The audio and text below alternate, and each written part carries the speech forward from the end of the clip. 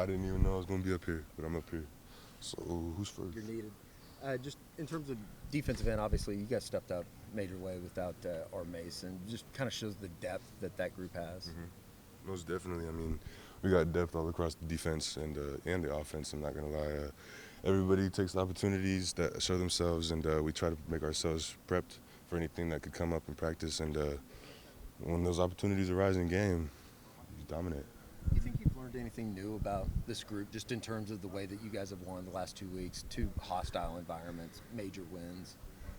Just that hard to kill mindset. Trying to gauge where everybody's at, trying to see how everybody's really bought in, and coming into week 11, it's a lot, and it's physically taxing, but everybody's still locked in on what we got, locked in on our goals and what we have coming up, even after the regular season. So, yeah, we're just trying to keep things small, focus on the next game, and keep dominating, I guess. Speaking of those hostile environments you guys just played in, I mean, what are you expecting? What are you hoping to see this Saturday at home with all your goals still in front of you guys? Just a constant improvement. We try to continue to stack our days. Today was our first day of practice for the week.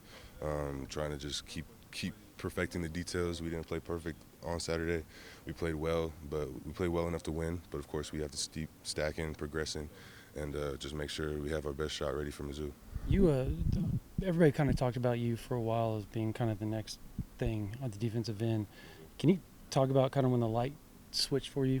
I guess you could say fall camp was when we really, I guess everybody in the defensive ends room kind of realized that it's going to be on us and the D-line to really set the tone for the defense. We call it the dog pound.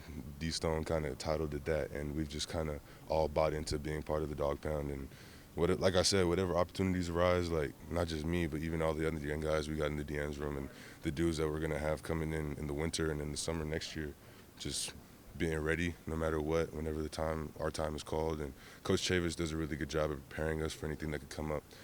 He's really big on the details, really big on attacking your weaknesses and building on your strengths. And once you're able to come into realizing what your weaknesses are, it makes things a lot easier. Was there just a point for you that you just kind of figured this is what I have to work on to get to that next level? I try to take that type of viewpoint every day, waking up and just assessing myself, taking some real introspection to see what I'm maybe not realizing at first glance, and taking that second glance at yourself really does a lot of help. Danny, last week, Eli was telling us that you guys kind of embrace being villains.